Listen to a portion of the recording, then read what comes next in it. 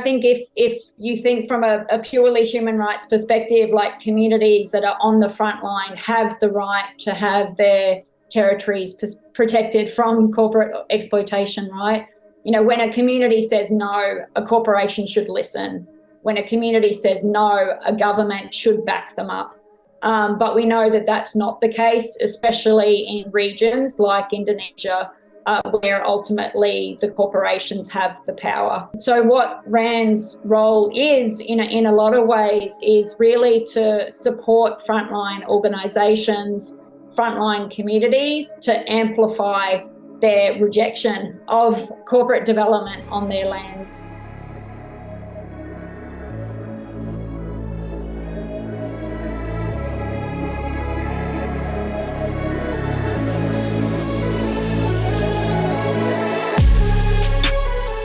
Hello and welcome to episode 8 of the RAN Wrap-Up, Rainforest Action Network's look at the good, the bad, and the ugly in news from around the world affecting the climate and all those that depend on it. As always, we are taking a look this week at the issues that will ultimately affect all of us, what we can do about it, and what we are doing about it here at Rainforest Action Network.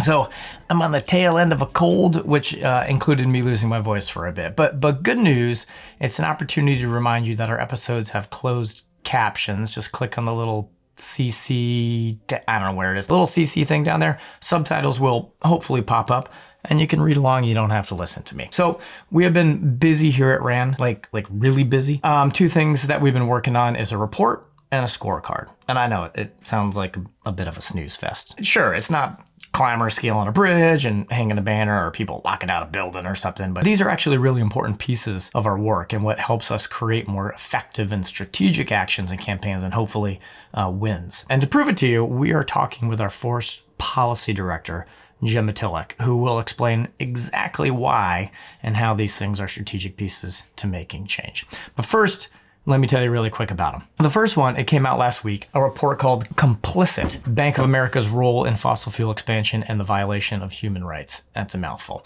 It's a really detailed look at Bank of America's current policies and financing practices and how they enable it to profit from climate chaos by leveraging the hard-earned dollars of the individual customers it claims to care about, despite its stated commitment to respecting human rights and mitigating climate change. All that to mean the fossil fuel industry displaces entire communities and causes illness and death from the very infrastructure and pollution to the climate disasters that they are actually causing. Fossil fuels and the climate crisis they've caused are a human rights catastrophe. So to simplify all that, financing fossil fuel expansion during this climate crisis is a human rights violation. Bank of America's very own human rights statement acknowledges, quote, the significant risks that climate change poses to the human rights of individuals and communities affected by climate change. So if Bank of America knows that the climate crisis is fundamentally a human rights crisis, then why have they spent over $87 billion on fossil fuel expansion? That's where we need your help.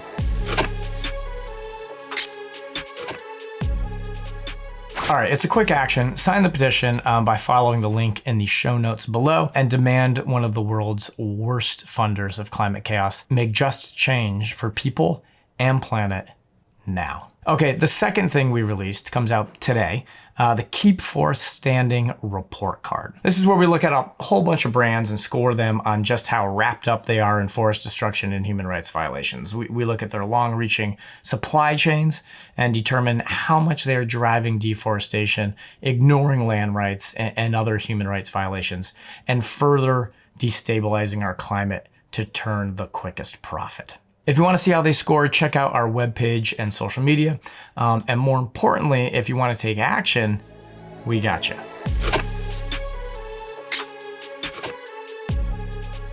Quick spoiler, Nissin, the company that makes those like 20-cent ramen noodles, they didn't do so hot. In fact, they scored an F, bottom of the barrel. We need you to sign on to our petition, again, link in the show notes down below, and then head over to our social media and share the graphics and results we have on our account. Let's make sure people know how terribly these companies scored that are lining the shelves of our grocery stores. So you may still have some questions about how this is helpful, what the strategy behind it is, and how does it have real world results. Thankfully, we have Gemma here to fill us in.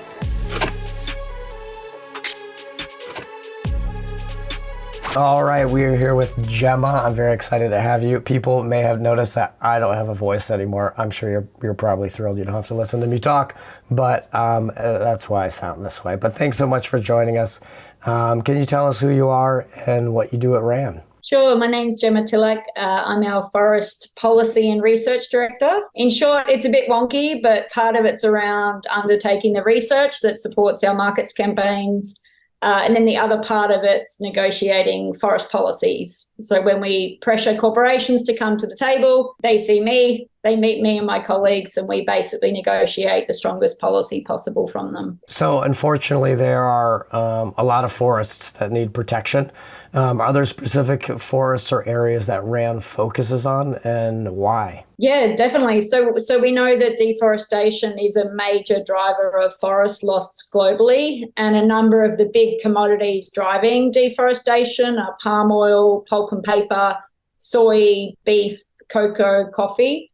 And those commodities are really hitting down in the forest front lines in the tropical rainforest regions. So we focus a lot on Indonesian rainforests and also on forests in the Amazon and the Congo basins. For the last 15 or so, we've really focused a lot on Indonesia's rainforests and some of the most intact areas of forests in Indo, including the Leuser ecosystem, where I spend a lot of my time and where we've done a lot of our supply chain research. The big three rainforest regions, so Indonesia, the Congo, and the Amazon basin. I think when people think about keeping forests standing, their first thought might not turn to banks and brands. So can you tell us why that's where a lot of the campaign's focus is? So a lot of the commodities that are destroying forests, are being produced because corporations have money and corporations have a market. So the banks are really the entities that finance the producer companies that are driving bulldozers into rainforests. And the big brands are the corporations that use these ingredients to make products that you'll find in your pantry, in our homes. And so we ultimately focus on brands and banks because we want to drive market change to ensure that commodities are produced responsibly.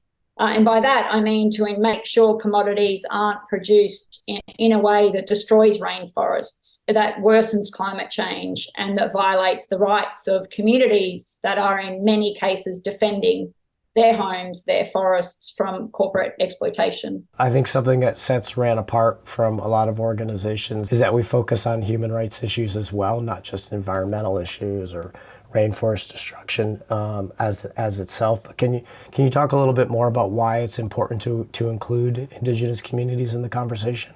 I think if you think from a purely human rights perspective, communities that are on the front line have the right to have their territories protected from corporate exploitation, right? When a community says no, a corporation should listen. When a community says no, a government should back them up. But we know that that's not the case, especially in regions like Indonesia, where ultimately the corporations have the power. So what RAN's role is, in a lot of ways, is really to support frontline organisations, frontline communities to amplify their rejection of corporate development on their lands. Because ultimately, if we can't secure the rights of communities to protect their forests, we will lose the world's forests. We will lose our ability to live on this planet because frontline communities are really at the forefront of defending the world's forests, especially in the tropical rainforest regions. One of the key things that happens, right, is that RAN has a voice. We're pretty loud in the States, we're loud in press, and I think that's part of why RAN's inside-outside strategy works, right, is because we not only elevate, the cases, but we force companies to listen to communities ultimately through pressuring those that they listen to, their buyers and their banks. Part of the way that that's done, I think, is is through scorecards, right? Which people might think, scorecard, what's that going to do? But you do have a new scorecard coming out, if I'm not mistaken, in the next week or two. Can you tell us what that's about and why those actually have an effect on making change? Yeah, so we've got our Keep Forest Standing scorecard. We're in the last couple of weeks of really getting it to print. But what we're doing in this scorecard is really evaluating the 10 big brands, policies and actions to address deforestation and human rights violations. So this is like your Procter & Gamble's, your Mondelez, your PepsiCo, Unilever, Nestle, all the big guys. And so we've, have a methodology we've developed. We assess them against it. And in essence, we publish the scorecard really in an effort to get them to race to the top. So by exposing the leaders, exposing the laggards, you really try to drive more ambitious commitments from companies. Some companies don't mind being at the bottom of the rack, and we're seeing that in Procter & Gamble at the moment. We've dropped banners, we've rocked up to their AGM year after year. They've just made their policy worse. They've even weakened the protections for the boreal rainforest. So we call them out. They're going to get a big fat F. They will be the laggard of the laggards, right? But we also use the scorecard to really call out precedents or changes that need to be replicated. And so this year we will be profiling some precedents from some of the brands around protections for human rights defenders. Because a lot of people talk about the forest crisis, but they don't talk about the forest defender crisis. They're being injured, they're being, taken to the court.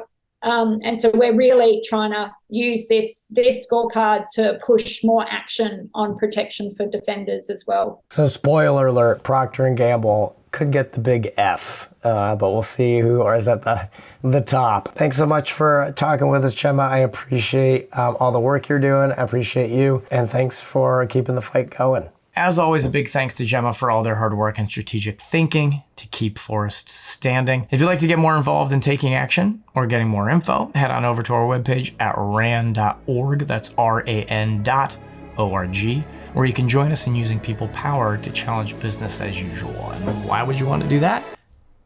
Because we win.